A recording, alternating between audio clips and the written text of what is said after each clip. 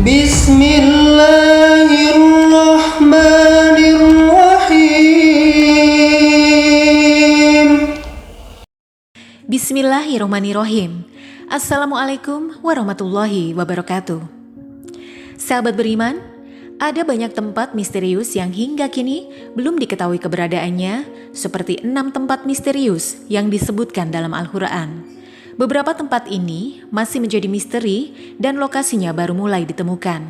Banyak pihak yang mencoba menemukannya namun belum berhasil. Kabarnya, ke-6 tempat misterius ini menyimpan banyak rahasia yang menakjubkan. Lantas, tempat misterius apa sajakah itu? Yang pertama, Telaga Ainul Hayat. Menurut beberapa ahli tafsir dikatakan bahwa Ainul Hayat merupakan air kehidupan yang bisa memperpanjang usia manusia. Barang siapa yang meminum airnya seteguk saja, maka hidupnya akan abadi, kehidupannya dijamin oleh Allah Subhanahu wa taala hingga kiamat. Kecuali jika dia memohon kepada Allah Subhanahu wa taala untuk dimatikan. Beberapa cerita menyebutkan bahwa saat Allah Subhanahu wa taala menciptakan dunia, dia menurunkan beberapa tetesan air dari surga ke dunia. Salah satu tetesan air tersebut kemudian berubah menjadi Ainul Hayat atau mata air kehidupan.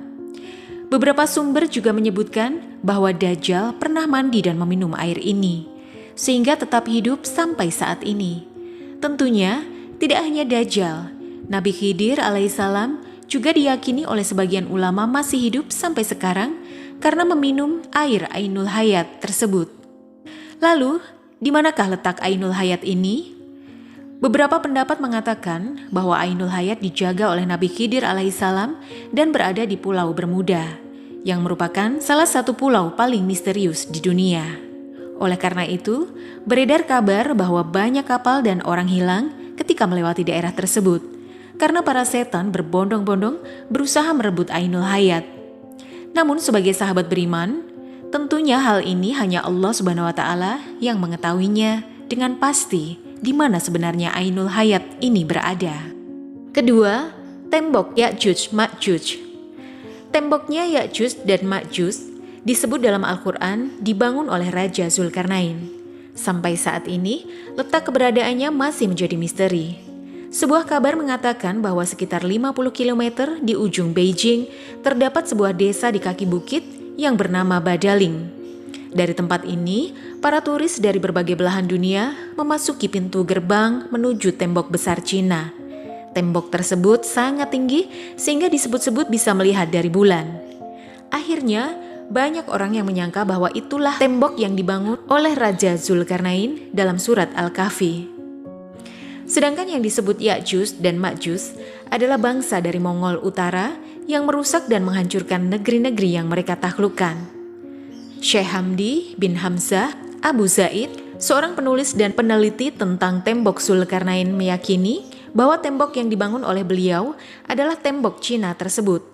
Dia juga menyebutkan secara detail penelitian dan bukti-buktinya dalam bukunya.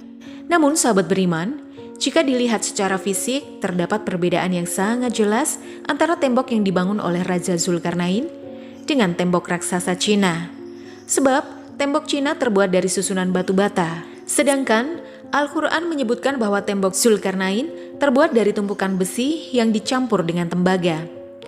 Perlu diketahui juga, sahabat beriman, bahwa faktanya tembok Cina ini dibangun secara bertahap selama ratusan tahun oleh berbagai dinasti yang memerintah Cina, di antaranya dinasti Han dan Ming.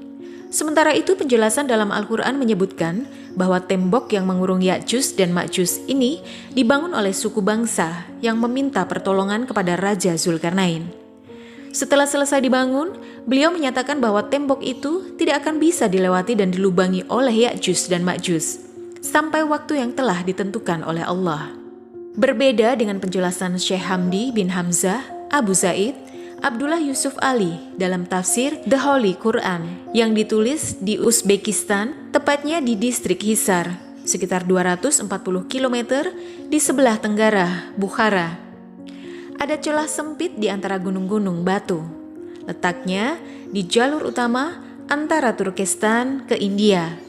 Tempat itu kini bernama Buzkol Kana dalam bahasa Turki.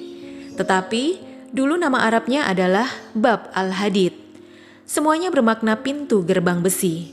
Sayangnya, hasil foto satelit pada koordinat itu sudah tidak ditemukan lagi tembok atau pintu besi tersebut. Ketiga, Pulau Dajjal dikurung. Dajjal diyakini sebagai salah satu makhluk penanda akhir zaman. Sampai sekarang, keberadaan makhluk tersebut pun masih banyak dipertanyakan.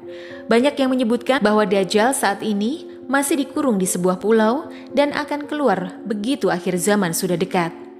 Namun, di mana letak Dajjal dikurung, maka tidak ada yang tahu dengan pasti karena begitu minimnya informasi mengenai di mana Dajjal dikurung. Ada beberapa pendapat yang mengatakan bahwa Dajjal dikurung di pulau yang bernama Socotra, yang terletak di Samudra Hindia. Kepulauan ini terletak 80 km sebelah timur dari tanduk Afrika dan 380 km sebelah selatan Jazirah Arab. Kepulauan ini sangat terisolasi sehingga sepertiga dari floranya tidak dapat ditemui di tempat lain selain di kepulauan ini saja. Namun sahabat beriman, kabarnya hal ini tidak memiliki dalil yang kuat, sehingga ada sebagian ulama yang tidak sependapat dengan hal ini. Akan tetapi, sebagai umat Islam, kita wajib mengimani adanya keberadaan Dajjal, sang pembawa fitnah besar yang akan keluar di akhir zaman. 4. Kerajaan Nabi Sulaiman. Nabi Sulaiman alaihissalam adalah putra dari Nabi Daud alaihissalam. Nabi Sulaiman dikenal sebagai seorang nabi yang sangat kaya dan memiliki kelebihan yang sangat jarang dimiliki oleh nabi-nabi sebelumnya. Sebagaimana dikisahkan dalam Al-Quran bahwa Nabi Sulaiman adalah seorang raja yang memiliki kekuasaan yang sangat luas. Namun sampai saat ini, jejak lokasi dan bekas kerajaannya masih menjadi misteri. Dalam literatur bangsa Yahudi, istana Nabi Sulaiman tersebut sebagai Solomon Temple. Saat ini keberadaan istana Nabi Sulaiman sudah tidak ada karena runtuh, kecuali hanya tembok sebelah barat saja yang tersisa dari bangunan kuil atau istana yang masih berdiri. Oleh orang Yahudi, menyebut sisa bangunan itu dengan sebutan tembok ratapan. Dalam beberapa riwayat, hancurnya istana Nabi Sulaiman bukan karena runtuh, tetapi diruntuhkan oleh orang-orang Yahudi yang sombong dan angkuh. Hal ini seperti yang dijelaskan dalam Al-Quran. Dan telah kami tetapkan terhadap Bani Israel dalam kitab itu. Sesungguhnya kamu akan membuat kerusakan di muka bumi ini 2 kali. Dan pasti kamu akan menyombongkan diri dengan kesombongan yang besar. Al-Quran Surah Al-Isra ayat 4. Di dalam riwayat lain, disebutkan bahwa ciri-ciri istana Nabi Sulaiman adalah pintu istananya terbuat dari kayu zaitun dan cemara. Lantainya terbuat dari kaca dan emas. Bangunannya pun berwarna-warni seperti biru, ungu, hijau, kuning, dan lainnya. Di lingkungan istananya terdapat bangunan lain seperti gapura di sebelah barat daya. Istana ini juga memiliki 32 pilar di pintu gerbangnya. Beberapa ahli meyakini bahwa fondasi kuil Nabi Sulaiman kini berada di Masjid Al-Aqsa. Namun karena sudah roboh, kuil ini tidak bisa dibangun kembali. Berdasarkan hal ini, banyak pihak yang mengatakan bahwa Yahudi sangat berambisi untuk menghancurkan Masjid Al-Aqsa karena bukan Al-Aqsa yang menjadi persoalan, melainkan simbol dari kuil Sulaiman sebelumnya. Kabarnya juga kuil Nabi Sulaiman terletak di sebelah selatan The Dome of Rock, yaitu masjid yang dibangun oleh Khalifah Al-Walid dari dinasti Umayyah. 5. Sumur Barhut. Sumur Barhut merupakan sumur yang sangat misterius, sebab belum pernah dijelajahi oleh peneliti. Sumur ini diyakini bukan digali oleh manusia, melainkan dengan bantuan bangsa jin. Bahkan sumur ini disebut sebagai sumber air paling buruk di dunia. Ini merupakan tempat berkumpulnya ruh orang kafir. Burhut adalah sebuah legenda yang masih dalam perdebatan hingga saat ini, termasuk apakah di sana lokasi disimpannya ruh-ruh orang kafir. Lokasi sumur ini berada di lembah padang pasir bernama Barhut, Hadramaut, Yaman. Banyak orang mengatakan bahwa tempat ini sebagai awal munculnya kehancuran dunia dan menjadi tempat yang paling tidak bisa ditinggali. Sumur ini memiliki luas 100 meter dan kedalaman sekitar 250 meter. Keenam, Gunung Khaf. Ketika Rasulullah SAW dimi'rajkan dari Sidratul Muntaha di lapisan langit ketujuh, di tengah perjalanan kembali menuju bumi, Rasulullah menyaksikan panorama yang sangat indah dan menakjubkan. Beliau melihat sinar biru membelah angkasa raya. Ketika Rasulullah melihat sinar itu, beliau pun mengajak malaikat Jibril untuk mengunjunginya. Dan ternyata, sinar biru itu berasal dari gunung besar yang bernama Jabal Khaf atau Gunung Khaf. Dalam tafsir Al-Alusi, Gunung Khaf diilustrasikan sebagai gunung yang tidak tampak oleh mata manusia umumnya. Hanya orang-orang pilihan saja yang bisa melihatnya. Gunung itu jarang diketahui oleh orang-orang. Dalam tafsirnya, disebutkan bahwa Gunung Khaf memiliki 78 lapisan. Ibnu Asyur mengatakan bahwa warna biru langit saat ini merupakan pantulan cahaya Jabal Khaf. Sementara itu, Ibnu Abbas menyebutkan bahwa Gunung Khaf mengelilingi bumi ini dan memiliki ukuran yang sangat besar. Sahabat beriman, tempat-tempat misterius itu pun masih menjadi misteri sampai saat ini. Dan tentunya hanya Allah Subhanahu wa Ta'ala sajalah yang maha mengetahuinya. Sedangkan data dan bukti dari tempat-tempat ini sebenarnya sudah cukup untuk membuktikan akan kebenaran Al-Quran. Dari menjadi tanda akan kebesaran Allah bagi orang yang mau berpikir, sebagaimana dikatakan dalam Al-Quran. Sungguh, pada langit dan bumi benar-benar terdapat tanda-tanda kebesaran Allah bagi orang-orang yang beriman.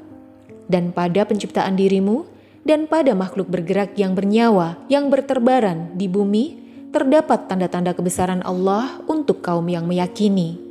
Surat Al-Jaziyah ayat 3 dan 4. Semoga dari pembahasan singkat kali ini dapat meningkatkan keimanan dan ketakwaan kita kepada Allah Subhanahu wa Ta'ala, sehingga rahmat dan keridhoannya bisa kita dapatkan di dunia dan di akhirat. Amin ya rabbal alamin. Wallahu a'lam bishawab. Wassalamualaikum warahmatullahi wabarakatuh.